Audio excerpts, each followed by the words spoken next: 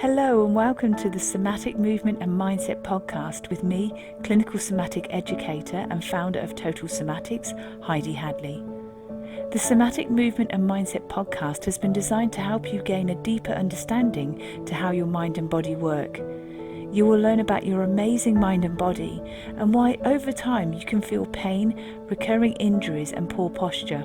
Within this podcast, I will teach you why this doesn't have to be your future or the norm for you. Would you like to learn how to reduce pain, move freely, and gain a new lease of life? Let's get started.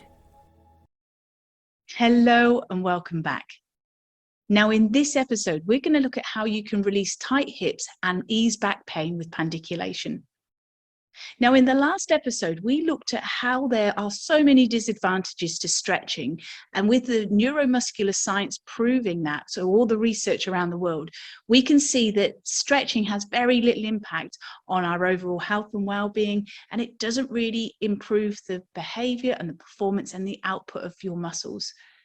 So today we're going to consider the power of pandiculation. And so there are 3 steps to this process of pandiculation. And what the process of pandiculation will do is it will soften and release your muscle tension by getting to the control center that makes these behaviors happen. And that is your brain.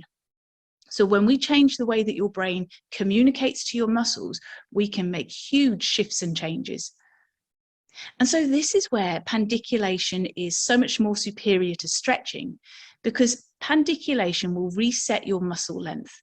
It will also improve your motor function, or basically the output of your muscles, which we learned last time is actually impacted when you stretch. And pandiculation is known as active lengthening, as opposed to passive or static stretching.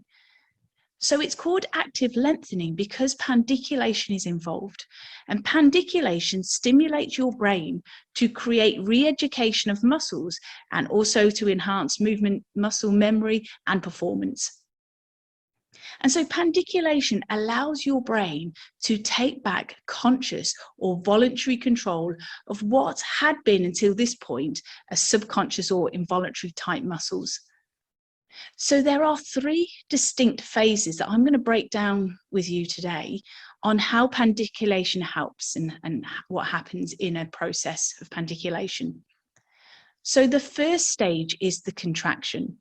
Now, when we contract your muscle, it's a slightly stronger contraction than the existing contraction. So we don't do a big contraction because in some cases, if people have got very tight muscles, they haven't got a lot of capacity to tense much more. So it's just a little bit more than the existing contraction. And the reason for that is because we then, from that contraction, we send sensory information to your brain so that your brain is able to feel and become aware of that muscle again. Because as we've considered in previous podcast episodes, what can happen through repetition and through stress and habits and all sorts of behavioral patterns, your brain can develop a level of amnesia. And it can simply forget how to consciously or voluntarily move a muscle. So movement patterns within your muscles are lost. And before you know it, you're just living on autopilot. So the contraction is really powerful. It has to be strong enough for your brain to sense it, but not too much that it's going to create discomfort.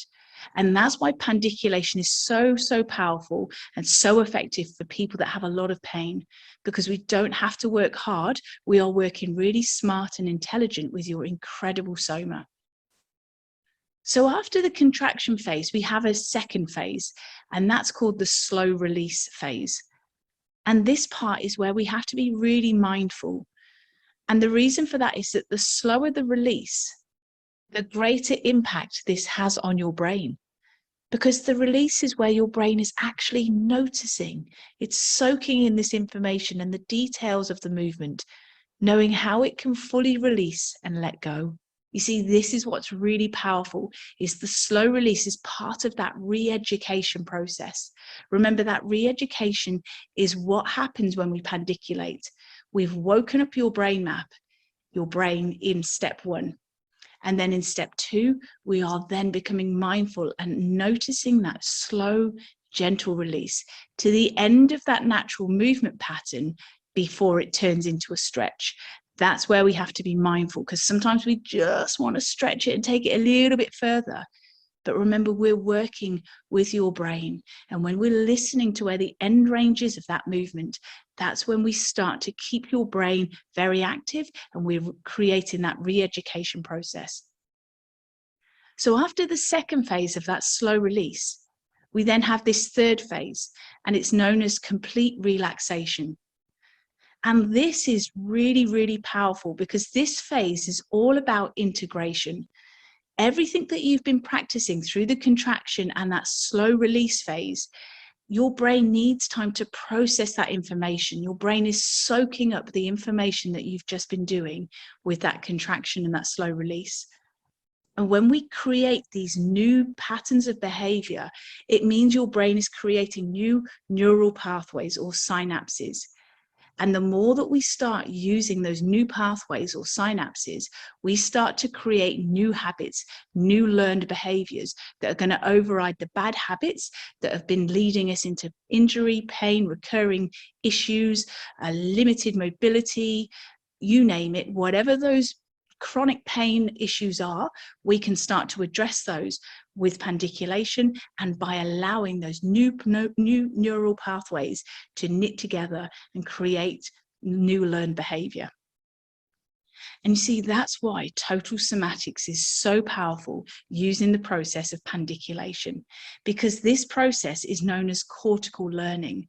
And it's cortical learning because we are changing old habits, old behavioral patterns, old postural patterns, the way that we move, the way that we stand, the way that we think, which translates into tension and tightness in our body. We are changing what has developed on a subconscious level, things that have built up over the years. And it's only when we get pain or limited mobility that we think, hang on, we've got to do something about this. You see, it's just that gradual thing that's been going on quietly in the background. And because it's been building up, we need to re-educate your brain to learn new ways to move, ways to learn to release and relax your muscles without forcing and stretching and straining. You see, when we work with your control center, the software, the command center that's telling your muscles when to move, when to relax, that's where the power lies. And so when we are pandiculating, we are firing off different regions of your brain.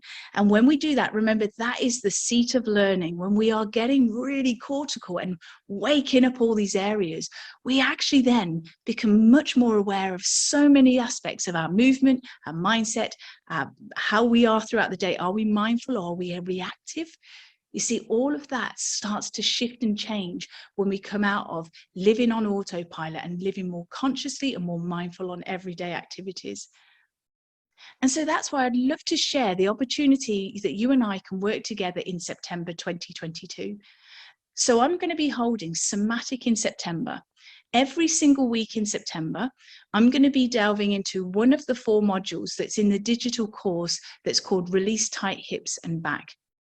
If you'd like to join me for this, if you go to totalsomatics.com, click on the shop page, and the very top first course that you'll see there is called Release Tight Hips and Back. And if you purchase that course, you get to keep it for life. But also what happens is I will send you each week a Zoom invitation to come and join me live if you want to ask me any questions, or if you can't join me live, you can watch the replay and just email me your questions and I'll cover them in this live session. But what we will be doing is unpacking each of those modules of how you're releasing your tight hips and back. So there's a movement sequence in each of them. And what we will do is learn a little bit more how we can then adapt it and change it into different settings so that you can really take these skills and then move forward with them. So if you'd like to join me and learn how to release your tight hips and back with pandiculation, and as you've seen, it's so powerful and it's changing everything at a brain level, you're more than welcome to join me in September 2022. So go to totalsomatics.com, click on the shop page, and it's the first course to purchase, which is called Release Tight Hips and Back. You get to keep that permanently, and then you'll also get to keep the replays of any of those burning questions or adaptations that come about from the live sessions with me in September. So I look forward to seeing you, as many of you as possible. All my love and best wishes till then. Take care. Bye. Thank you for joining me today. If you've enjoyed this episode, please leave a rating and also forward this on to somebody you know will benefit. To learn more about pain relief, plus how to improve your health and well-being, go to totalsomatics.com. Until next time, take care.